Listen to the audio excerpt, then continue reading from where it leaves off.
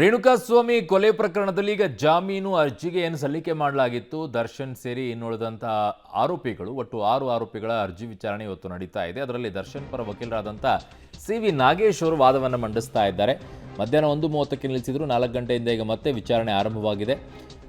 ರೇಣುಕಾಸ್ವಾಮಿಯ ರಕ್ತದ ಮಾದರಿಯನ್ನು ತಗೊಂಡಿದ್ರು, ಆ ಮಾದರಿಯನ್ನೇ ದುರ್ಬಳಕೆ ಮಾಡಿಕೊಂಡಿರುವಂಥ ಅನುಮಾನ ಇದೆ ಅಂತ ಸಿ.ವಿ. ನಾಗೇಶ್ ಅವರು ಹೇಳಿದ್ದಾರೆ. ಬಟ್ಟೆಗಳನ್ನು ವಾಶ್ ಮಾಡಲಾಗಿತ್ತು ಅಂತ ಮನೆ ಕೆಲಸದಾಕೆ ಹೇಳಿಕೆಯನ್ನು ಕೊಟ್ಟಿದ್ದಾರೆ.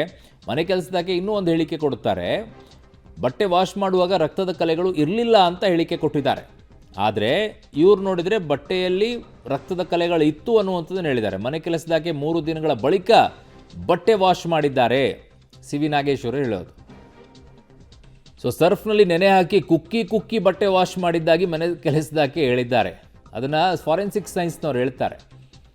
ಏನು ರಕ್ತದ ಕಲೆ ಮಾಯ ಆಗಿರಬೇಕಲ್ವಾ ಅನ್ನುವಂಥದ್ದು ಸಿ.ವಿ. ನಾಗೇಶ್ವರ ವಾದ. ಬಿಸಿ ನೀರಿನಲ್ಲಿ ವಾಶ್ ಮಾಡಿದಿದ್ರೆ ಹೋಗಿರೋದು, ಅದು ತಣ್ಣೀರಿನಲ್ಲಿ ವಾಶ್ ಮಾಡಿದರೆ ಹೋಗಲ್ಲ. ಫಾರೆನ್ಸಿಕ್ ಸೈನ್ಸಲ್ಲಿ ನಿಮ್ಗೆ ಕೆಲವೊಂದಿಷ್ಟು ವಿಚಾರಗಳು ಬರುತ್ತೆ. ಹಂಗಂತೇಳ್ಬಿಟ್ಟು ಉಳಿದಂಥವರೆಲ್ಲ ಕ್ರಿಮಿನಲ್ ಕೆಲಸ ಮಾಡುವಂಥವರೆಲ್ಲ ಅದನ್ನು ದುರುಪಯೋಗ ಪಡಿಸ್ಕೊಂಡ್ಬಿಡ್ತಾರೆ. ತುಂಬ ವಿಚಾರಗಳಿದೆ ಹೇಳೋಕ್ಕೆ, ಬಟ್ ಹೇಳೋಕ್ಕಾಗಲ್ಲ. ಅದನ್ನು ಹೇಳಿಬಿಟ್ರೆ ಕೆಲವರಿಗೆ ಅದು ಒಂಥರ ಊಟದಲ್ಲಿ ಉಪ್ಪಿನಕಾಯಿ ಜೊತೆಗೆ ಸಿಕ್ಕಂಗೆ ಆಗ್ಬಿಡುತ್ತೆ. ದರ್ಶನ್ ಮನೆಯಲ್ಲಿ 37 ಲಕ್ಷ ಸಿಕ್ಕಿತ್ತು ಅಂತ ಹೇಳ್ತಾರೆ. 37 ಲಕ್ಷ ಮನೆಯಲ್ಲಿ ಇಟ್ಟಿದ್ದ ಹಣ ಸಾಕ್ಷ್ಯ ನಾಶ ಮಾಡೋದಕ್ಕೆ ಅಲ್ಲ. ಮನೆಯಲ್ಲಿ ಇಟ್ಟಿದ್ದ ಹಣ ಸಾಕ್ಷ್ಯ ನಾಶ ಮಾಡೋದಕ್ಕಲ್ಲ. ಬಟ್ಟೆ ವಾಶ್ ಮಾಡಿದ ಮನೆ ಕೆಲಸದ ಆಕೆಗೆ ರಕ್ತದ ಕಲೆ ಸಿಕ್ಕಿಲ್ಲ, ಅದು ಒಂದು ಪಾರ್ಟು. ಇನ್ನೊಂದು ಕಡೆಗೆ ದುಡ್ಡಿನ ವಿಚಾರದಲ್ಲಿ ಮಾತನಾಡ್ತಾ ಇದ್ದಾರೆ.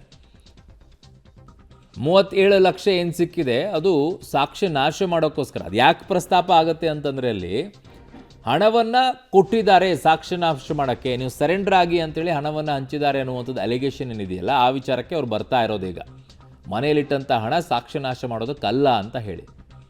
ಸೊ ಫಾರ್ ಎಕ್ಸಾಂಪಲ್, ನೀವು ಮನೆಯಲ್ಲಿ ಏನೋ ಒಂದು ಇಟ್ಟಿದ್ದೀರಾ. ದರ್ಶನ್ ಬಳಿ 3 ಬಾರಿ ಸ್ವಇಚ್ಛಾ ಹೇಳಿಕೆಯನ್ನು ಪಡ್ಕೊಂಡಿದ್ದಾರೆ. ಮನೆಯಲ್ಲಿ 3 ಬಾರಿ ದರ್ಶನ್ರಿಂದ 37ರಿಂದ 40 ಲಕ್ಷ ವಶಪಡಿಸಿಕೊಂಡಿದ್ದಾರೆ ದರ್ಶನ್ರಿಂದ. ಸೊ ಅಲ್ಲಿ ಆರೋಪ ಬರುವಂಥದ್ದು ಸಾಕ್ಷ್ಯನಾಶಕ್ಕೆ ಅಂತ. ಇದನ್ನೆಲ್ಲ ಯಾಕೆ ಹೇಳ್ತಾ ಇದ್ದೀನಿ ಅಂದರೆ, ಪ್ರಾಸಿಕ್ಯೂಷನ್ ಕಥೆ ಇವರೇ ಹೆಣೆದು ಬಿಟ್ಟಿದ್ದಾರೆ ಅಂತ ಹೇಳಿ. ಏನೇನು ಇವರೆಲ್ಲ ಹೇಳಿದರೆ ಅದೆಲ್ಲ ಕಥೆ ಹೆಣೆದಿರೋದು ಅಂತ ಹೇಳಿ. ಅರೆ ಕಮಾನ್, ಮನೆಯಲ್ಲಿ ಇರುವಂಥ ಯಾವುದೋ ಒಂದಿಷ್ಟು ದುಡ್ಡು ಇಟ್ಕೊಂಡಿರ್ತೀರ, ಒಂದು 10,000 20,000 ಅಥವಾ 50,000, ಅದನ್ನ ಯಾವುದಕ್ಕೂ ಅಂತ ಇಟ್ಕೊಂಡಿರ್ತೀರ. ಮನೆಗೋ ಇನ್ಯಾವುದಕ್ಕೂ ಕೆಲಸ ಮಾಡೋಕ್ಕೆ, ಏನೋ ತೊಗೊಂಡು ಬರೋಕ್ಕೆ ಅಂಥೇಳಿ ದುಡ್ಡು ಇಟ್ಕೊಂಡಿರ್ತೀರ. ಸಡನ್ನಾಗಿ ಯಾರೋ ಏನೋ ಸಮಸ್ಯೆ ಆಯಿತು ಅಂತಂದಾಗ ಅದನ್ನು ಕೊಟ್ಬಿಟ್ಟೆ ಅಂತಂದರೆ, ಅವ್ರಿಗೆ ಕೊಡೋಕ್ಕಂತಲೇ ಇಟ್ಕೊಂಡಿದ್ದೀನಿ ಅಂತಂದರೆ ಹಂಗಾಗಲ್ಲ. ಅದು ಅವ್ರ ಮನೇಲಿ ದುಡ್ಡಿತ್ತು, ಯಾವುದೋ ಮೂವಿ ವಿಚಾರದಲ್ಲಿ ಆ ದುಡ್ಡನ್ನು ಇಟ್ಕೊಂಡಿದ್ರು.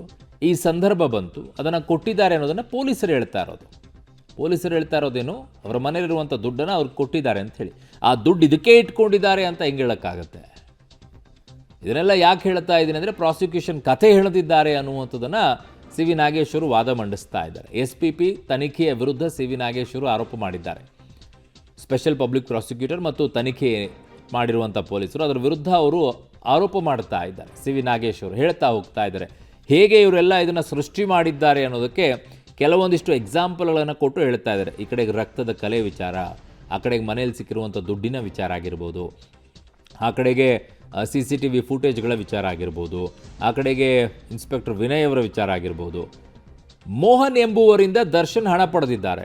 ಆ ಚಾರ್ಜ್ ಶೀಟ್ನಲ್ಲಿ ಉಲ್ಲೇಖ ಇದೆ, ಅದು ಮೋಹನ್ ಅನ್ನೋರಿಂದ ಹಣ ಪಡೆದಿದ್ದಾರೆ. ಮೇ ತಿಂಗಳಿನಲ್ಲಿ ಅದೇ ಹಣ ಹಿಂತಿರುಗಿಸಿದ್ದಾರೆ ಅಂತ ಸಿ.ವಿ. ನಾಗೇಶ್ವರು ಹೇಳಿರೋದು. ಮೇ ತಿಂಗಳಿನಲ್ಲಿ ಅದೇ ಹಣ ಹಿಂತಿರುಗಿಸಿದ್ದಾರೆ. ಮೋಹನ್ ಎಂಬುವರಿಂದ ದರ್ಶನ್ ಹಣ ಪಡೆದಿದ್ದಾರೆ, ಅದೇ ತಿಂಗಳಿನಲ್ಲೇ ಅದನ್ನು ವಾಪಸ್ ಕೊಟ್ಟಿದ್ದಾರೆ. ಮೇ ತಿಂಗಳಿನಲ್ಲಿ ಅದೇ ಹಣ ಹಿಂತಿರುಗಿಸಿದ್ದಾರೆ ಅಂತ ಸಿ.ವಿ. ನಾಗೇಶ್ ಅವರು ವಾದ ಮಾಡ್ತಾ ಹೋಗ್ತಾ ಇದ್ದಾರೆ. ಅಂದರೆ ಹೇಳಕ್ಕೆ ಬಯಸ್ತಾ ಇರೋದೇನು, ಅವ್ರ ಮನೇಲಿ ದುಡ್ಡೇ ಇರಲಿಲ್ಲ, ಬಟ್ ಇವರೇ ದುಡ್ಡಿದೆ ಅಂತ ಹೇಳಿ ಸೃಷ್ಟಿ ಮಾಡಿಬಿಟ್ಟಿದ್ದಾರೆ ಅಂತನ ಆರ್ಗ್ಯುಮೆಂಟ್. ನೀವು ನಿಮ್ಮ ಕಕ್ಷಿದಾರನ ರಕ್ಷಣೆ ಮಾಡೋಕ್ಕೆ ಆರ್ಗ್ಯುಮೆಂಟ್ ಹೇಗೆ ನಡೆಯುತ್ತೆ, ಶುಡ್ ಕನ್ವಿನ್ಸ್ ಅಷ್ಟೇ. ನ್ಯಾಯಮೂರ್ತಿಗಳನ್ನು ನಿಮ್ಮ ಬಳಿ ಇರುವಂಥ ಸಾಕ್ಷಿಗಳ ಆಧಾರದ ಮೇಲೆ ಇರುವಂಥ ಸಾಕ್ಷಿಗಳನ್ನು, ಚಾರ್ಜ್ ಶೀಟ್ನಲ್ಲಿರುವಂಥ ಲೂಪ್ ಹೋಲ್ಸ್ಗಳನ್ನು ಇಟ್ಕೊಂಡು ಅವ್ರನ್ನ ರಕ್ಷಣೆ ಮಾಡಬೇಕಾಗಿರುವಂಥ ಕರ್ತವ್ಯ ಒಬ್ಬ ವಕೀಲಂದಿರುತ್ತೆ. ಆ ವಕೀಲ ಕೆಲಸವನ್ನು ಸಿ.ವಿ. ನಾಗೇಶ್ ಅವರು ಮಾಡ್ತಾ ಇದ್ದಾರೆ, ಸೀನಿಯರ್ ಅವರು. ಸೊ ಹಾಗಾಗಿ ಅವ್ರಿಗೆ ಅದ್ರ ಬಗ್ಗೆ ಹೆಚ್ಚಿನ ಅನುಭವ ಇದೆ. ಆ ನಿಟ್ಟಿನಲ್ಲಿ ಆರ್ಗ್ಯುಮೆಂಟನ್ನು ಮಾಡ್ತಾ ಒಂದೊಂದೇ ವಿಚಾರಗಳನ್ನು ಎತ್ತಾ ಇದ್ದಾರೆ. ಆದರೆ ಪೊಲೀಸರು ಅದನ್ನೇ ಸಾಕ್ಷ್ಯ ನಾಶ ಮಾಡಲು ಹಣ ಇಟ್ಟಿದ್ದು ಅಂತ ಹೇಳ್ತಾರೆ.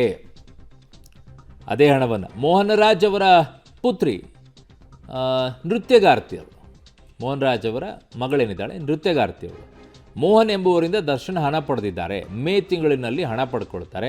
ಅದೇ ತಿಂಗಳಿನಲ್ಲಿ ಅವರಿಗೆ ಹಿಂತಿರುಗಿಸ್ತಾರೆ. ಮೇ ತಿಂಗಳಿನಲ್ಲಿ ಅದೇ ಹಣವನ್ನು ಹಿಂತಿರುಗಿಸಿದ್ದಾರೆ ಅಂತ ಸಿ ವಿ ನಾಗೇಶ್ವರ್ ಹೇಳೋದು. ಮುಂದೆ ಹೋಗ್ತಾ ಅವ್ರು ಹೇಳ್ತಾರೆ ಇನ್ನೊಂದು ವಿಚಾರವನ್ನು, ಆದರೆ ಪೊಲೀಸರು ಅದನ್ನೇ ಸಾಕ್ಷ್ಯನಾಶ ಮಾಡಲು ಹಣ ಇಟ್ಟಿದ್ದು ಅಂತ ಹೇಳ್ತಾರೆ ಅಂತ ಹೇಳ್ತಾರೆ. ಮನೇಲಿ ಯಾವುದೋ ಹಣ ಇಟ್ಟಿದ್ದನ್ನು ಯಾವುದಕ್ಕೋ ಬಳಕೆ ಮಾಡ್ಕೊಂಡ ತಕ್ಷಣ ಅದಕ್ಕೆ ಇಟ್ಟಿದ್ರು ಅಂತ ಹೆಂಗೆ ಹೇಳೋಕ್ಕಾಗುತ್ತೆ? ಹಂಗೆ ಹೇಳೋಕ್ಕಾಗಲ್ಲ. ಇನ್ನೂ ಒಂದು ಎಕ್ಸಾಂಪಲ್ ಕೊಡು. ಆಕೆ ಡ್ಯಾನ್ಸ್ ಆಲ್ಬಮ್ ಮಾಡೋದಕ್ಕೆ ಹಣ ನೀಡಿದ್ರು ಅಂತ ಸಿ ವಿ ನಾಗೇಶ್ವರ್ ಹೇಳಿರೋದು. ಕರೆಕ್ಟ್, ಅದಕ್ಕೆ ಕೊಟ್ಟಿದ್ರು. ಮೋಹನ್ ಅವರು ಕೊಟ್ಟಂಥ ದುಡ್ಡೇನಿತ್ತು ಅದನ್ನು ಡ್ಯಾನ್ಸ್ ಆಲ್ಬಮ್ ಮಾಡೋಕ್ಕೆ ಕೊಟ್ಟಿರುವಂಥ ದುಡ್ಡೇ ಅನ್ನೋದಾದರೆ ಆ ದುಡ್ಡನ್ನು ಬೇರೆದಕ್ಕೆ ಬಳಕೆ ಮಾಡಬಾರ್ದು ಅಂತ ಏನಿದೆ?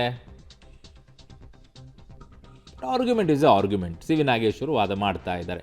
ಇದಕ್ಕೆ ಕೌಂಟರ್ ಆಗಿ SPP ಅವರು, ಸ್ಪೆಷಲ್ ಪಬ್ಲಿಕ್ ಪ್ರಾಸಿಕ್ಯೂಟರ್, ಹೇಗೆ ಕೌಂಟರ್ ಅಟ್ಯಾಕ್ ಮಾಡ್ತಾರೆ, ಯಾವ ರೀತಿಯಾಗಿ ಇವುಗಳನ್ನೆಲ್ಲ ಸರಿಪಡಿಸ್ತಾರೆ ಚಾರ್ಜ್ ಶೀಟ್ನಲ್ಲಿರುವಂಥ ಅಂಶಗಳನ್ನು ಅನ್ನೋದನ್ನು ನೋಡಬೇಕು ಅವರ ವಾದ ಬಂದಾಗ.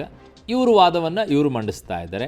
ಇವರಿಗೆ ಏನು ಅದರಲ್ಲಿ ಲೂಪ್ ಹೋಲ್ಸ್ ಕಾಣಿಸ್ತಾ ಇದೆ ಅದನ್ನು ಎತ್ತಿ ಹಿಡಿತಾ ಇದ್ದಾರೆ. ಅವ್ರು ಹೇಳ್ತಾ ಇರೋದು ಮೋಹನ್ ಅವರ ಮಗಳಿದ್ದಾಳೆ, ಮೋಹನ್ ಅವರ ಡ್ಯಾನ್ಸರ್ ಅವಳು, ಅವಳಿಗೆ ಡ್ಯಾನ್ಸ್ ಆಲ್ಬಮ್ ಮಾಡಬೇಕಾಗಿದೆ, ಅದಕ್ಕೋಸ್ಕರ ಹಣ ಕೊಟ್ಟಿದ್ರು ಅಂತ ಅವ್ರು ಹೇಳ್ತಾ ಇದ್ದಾರೆ. ಬಟ್ ಪೊಲೀಸರು ಆ ಹಣವನ್ನು ಈ ಸಾಕ್ಷ್ಯ ನಾಶ ಮಾಡೋಕ್ಕೆ ಇಟ್ಕೊಂಡಿದ್ರು ಅನ್ನೋದನ್ನು ಹೇಳ್ತಾ ಇದ್ದಾರೆ. ಇದೆಷ್ಟು ಸರಿ? ಸುಳ್ಳಲ್ವಾ ಇದು ಅಂತ ಸಿ ವಿ ನಾಗೇಶ್ವರ ವಾದ. ಯಾವುದೋ ತಂದಿಟ್ಟಿರುವಂಥ ಹಣ ಇನ್ಯಾವುದಕ್ಕೂ ಬಳಕೆ ಮಾಡಬಾರ್ದು ಅಂತ ಏನಾದರೂ ಇದೆಯಾ? ಮನೇಲಿ ಒಂದಿಷ್ಟು 50,000 ರೂಪಾಯಿ ಇಟ್ಟಿದ್ದಾರೆ. ನಾನು ಆಗಲೇ ಹೇಳಿದೆ 50,000 ರೂಪಾಯಿ ಇಟ್ಟಿದ್ದಾರೆ. ಆ 50,000 ರೂಪಾಯಿ ಮನೆ ಕಟ್ಟೋಕ್ಕೆ ಅಂತಲೇ ಇಟ್ಟಿದ್ದಾರೆ, ಅಥವಾ ಇನ್ಯಾವುದಕ್ಕೂ ಏನೋ ತೊಗೊಳ್ಬೇಕು ಅಂತ ಇಟ್ಟಿದ್ದಾರೆ ಮನೇಲಿ ಯಾವುದಕ್ಕೂ ಅಂತಂದಾಗ, ಮನೇಲಿ ಏನೋ ಸಮಸ್ಯೆ ಆಯಿತು, ಕೋರ್ಟಿಗೆ ಹೋದರು, ವಕೀಲರಿಗೆ 50,000 ರೂಪಾಯಿ ಕೊಟ್ವಿ ಅಂತಂದಾಗ ಅದಕ್ಕೋಸ್ಕರ ಇಟ್ಟಿದ್ರು 50,000 ರೂಪಾಯಿ ನೋಡಿ ಅಂತಂದುಬಿಟ್ರೆ ಹಂಗಾಗಲ್ಲ. ಅದು ನೋಡ ಅದ್ರ ವಾದ ಕೌಂಟರ್ ಅಟ್ಯಾಕ್ SPP ಅವ್ರದ್ದು ಹೇಗಿರುತ್ತೆ ಅಂತ ಹೇಳಿ. ಸೊ ಈ ದುಡ್ಡಿನ ವಿಚಾರ ಒಂದು ಕಡೆಗೆ, ರಕ್ತದ ಕಲೆಗಳ ವಿಚಾರ ಒಂದು ಕಡೆಗೆ, CCTV ಫೂಟೇಜ್ಗಳ ವಿಚಾರ ಒಂದು ಕಡೆಗೆ, ಹೇಳಿಕೆಗಳ ವಿಚಾರ ಒಂದು ಕಡೆಗೆ, ಅವುಗಳನ್ನೆಲ್ಲ ಕ್ರೋಢೀಕರಿಸ್ತಾ ಇದ್ದಾರೆ. ಅದರ ಆಧಾರದ ಮೇಲೆ ವಾದ ಮಾಡ್ತಾ ಹೋಗ್ತಾ ಇದ್ದಾರೆ ದರ್ಶನ್ ಪರ ವಕೀಲರಾದಂಥ ಸಿ ವಿ ನಾಗೇಶ್ವರು. ಆ ವಾದ ಯಾವ ರೀತಿಯಾಗಿ ಹೋಗ್ತಾ ಇದೆ ಅಂತಂದರೆ, ದರ್ಶನ್ ಅವರಿಗೆ ಎನಿ ಕಂಡೀಷನ್ ಜಾಮೀನು ಕೊಡಿಸಲೇಬೇಕು ಅನ್ನೋ ದೃಷ್ಟಿಯಿಂದನೇ ಹೋಗ್ತಾ ಇರೋದು. ಹಾಗಾಗಿನೇ ಎಲ್ಲ ಆರ್ಗ್ಯುಮೆಂಟ್ ಬರ್ತಾ ಇದೆ. ಇದು ವಾದ ಮಾಡಬೇಕಾದ್ರೆ ಸರಿ ಅನಿಸುತ್ತೆ ತುಂಬ ಜನಕ್ಕೆ, ಹೌದಲ್ವಾ ಇದು ಹಿಂಗೂ ಇರ್ಬೋದಲ್ಲ ಅಂಥೇಳಿ ಅನಿಸುತ್ತೆ ಎಲ್ಲರಿಗೂ. ಬಟ್ ಆ ಕಡೆಗೆ ಪ್ರಸನ್ನ ಕುಮಾರ್ ಅವರು SPP ಅವರು ವಾದ ಮಾಡೋಕ್ಕೆ ಶುರು ಮಾಡಿದೆ, ಅದಕ್ಕೆ ಕೌಂಟ್ರ್ ಬರುತ್ತೆ ಅಲ್ವಾ. ಹಾಗಾಗಿನೇ ಒಂದೇ ದಿಕ್ಕಿನತ್ತ ಯೋಚನೆ ಮಾಡಬಾರ್ದು, ಎರಡೆರಡು ರೀತಿಯಲ್ಲಿ ಯೋಚನೆ ಮಾಡಬೇಕು ಅಂತಾರಲ್ಲ, ಅದಕ್ಕೆ ಅವಾಗೇ ನಿಮಗೆ ಸತ್ಯ ಗೊತ್ತಾಗೋದು ಅಂತ ಹೇಳ್ತಾರೆ. ಯಾರು ಕೇಳಿದ ತಕ್ಷಣ ಅದನ್ನೇ ಹೇಳ್ತಾ ಇದ್ಬಿಟ್ರೆ ಅದೇ ಸತ್ಯ ಅನ್ನೋ ರೀತಿಯಲ್ಲ, ಇನ್ನೊಂದು ಕಡೆಗೂ ತಿಳ್ಕೊಳ್ಬೇಕಾಗತ್ತೆ, ಆವಾಗ ಗೊತ್ತಾಗುತ್ತೆ.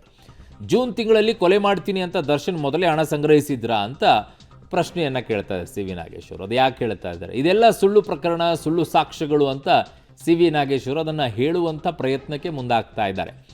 ಇದೆಲ್ಲ ಏನು ಮಾಡಿದ್ದಾರೆ, ಇದೆಲ್ಲ ಪೊಲೀಸರೇ ಸೃಷ್ಟಿ ಮಾಡಿರೋದು, ಸಾಕ್ಷ್ಯಗಳನ್ನು ಕೂಡ ಸೃಷ್ಟಿ ಮಾಡಿರೋದು.